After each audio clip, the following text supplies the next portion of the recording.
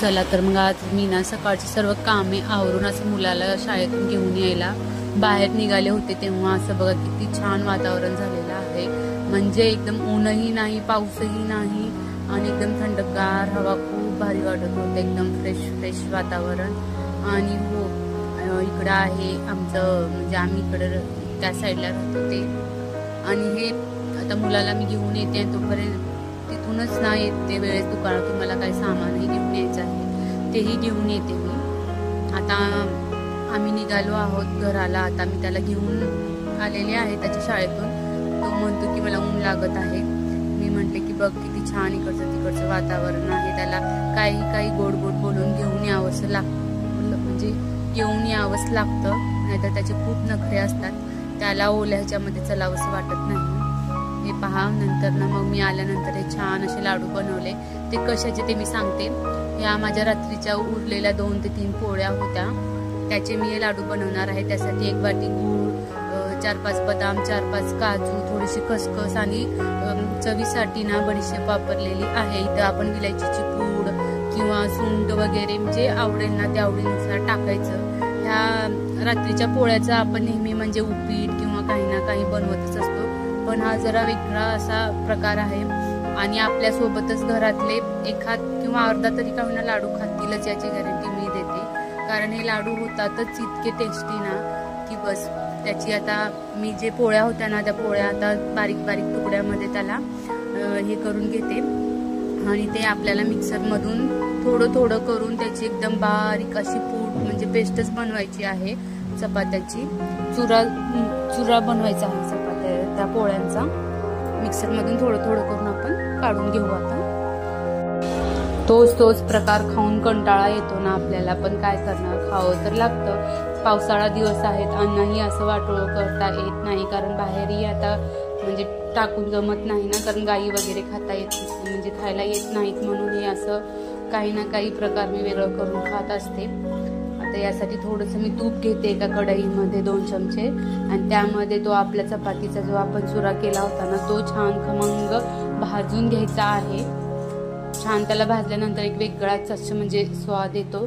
आणि त्या अगोदर ना मी थोडंसं 4-5 काजू आणि जे बदाम होते ना ते तळून घेते.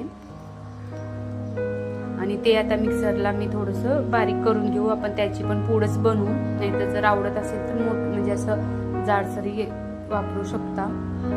आता हे जे चपात्याचा चुरा होता तो मी त्या कढईमध्ये टाकून भाजून घेते. यालाही छान भाजताना जितका सुगंध येत होता ना, असं वाटत होतं की छान ड्रायफ्रूटचेच लाडू आपण खातोय असं जाणवेल.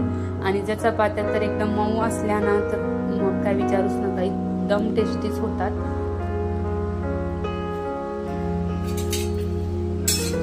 काजूची पूड इकडे आता मी बनवून घेतलेली आहे, काजू बदामची.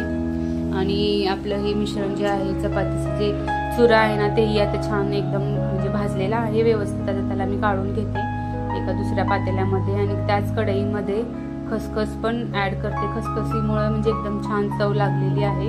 आणि गूळ जे आहे ना ते आवडीप्रमाणे कमी जास्त आपण वापरू शकतो, म्हणजे जास्त गूळ वापरलं तर छानच लागेल गूळ. आता फक्त आपल्याला गूळ इथे वितळावूनच घ्यायचा आहे. आता तुम्ही म्हणाल की काय, पोळ्या तर खायच्या आहेत आणि त्याला इतकं सारं म्हणजे कशाला करत बसायचं. पण जे खायचं आहे ते म्हणजे थोडंफार तरी व्यवस्थित खावं. तेच खाऊन पण कंटाळा येतो ना. मला वाटतं की ही रेसिपी तुम्हाला नक्की आवडेल, म्हणूनच मी शेअर करते तुमच्यासोबत. आणि आता तो चुरा केलेला होता ना तो त्याच्यामध्ये टाकून घेऊन त्यालाही थोडा वेळ खालीवर असं हे करून घ्यायचं, एकजीव करून घ्यायचं ते मिश्रण. आणि त्यानंतर काजू बदामची पूड त्यामध्ये ऍड करायची आणि ते थोडा वेळ थंड होण्यासाठी साईडला ठेवून द्यायचं. आणि व्यवस्थित आता थंड झाल्यानंतरच म्हणजे हाताला चटके बसतील म्हणून थोडंसं थंड होऊ द्यायचं. जास्त गरम पण लाडू वळायला घ्यायचे नाहीतर चटके बसतात हाताला. आता इकडे असं त्याचे छान लाडू वळून घेते मी. मस्त झालेले आहेत लाडू आणि टेस्टला पण खूप छान झालेले होते. तुम्ही हे लाडू ना माझी मुलंही खूप आवडीने खातात, त्यांनाही एक दिला होता, तेही आवडीने खाल्ले. त्यानंतर माझ्या मुलाच्या शाळेचे कपडे, ह्यांचे कपडे म्हणजे दुपारी आज मला काही बसायला टाइम मिळाला नव्हता. म्हटलं चला थोडेसे कपडे इस्त्री करून घ्यावे, म्हणून त्याची कपड्यांना त्याच्या प्रेस केलं, परत त्याचे युनिफॉर्म, हा कराटेचा युनिफॉर्म आहे, त्यालाही व्यवस्थित प्रेस करून ठेवलं म्हणजे त्याला छान उद्या घालून जाता येईल म्हणून. आणि हे कराटेचे कपडे प्रेस करते वेळेस खूपच जड जातात, म्हणजे त्याची घडी फोल्ड करायला गेली तर व्यवस्थित ते फोल्ड होतच नाही. असे दोन्ही त्याच्या आता युनिफॉर्म इकडे रेडी आहेत. आणि इकडे आता यांच्या फक्त पॅन्टांनाच आज करते, कारण खूप कंटाळा आलेला आहे, उद्या शर्ट करून देईन. आणि ह्या पॅन्ट ही पावसाळ्यामध्ये सुकत नाही, त्याला प्रेस केल्यानंतर थोडंसं ते व्यवस्थित कडक तरी होतात. ते आहे माझ्या छोट्या मुलाचा ड्रेस, कारण दादाचे पप्पाचे करतेस मग माझे का नाही करत म्हणून तोही आणून दिला.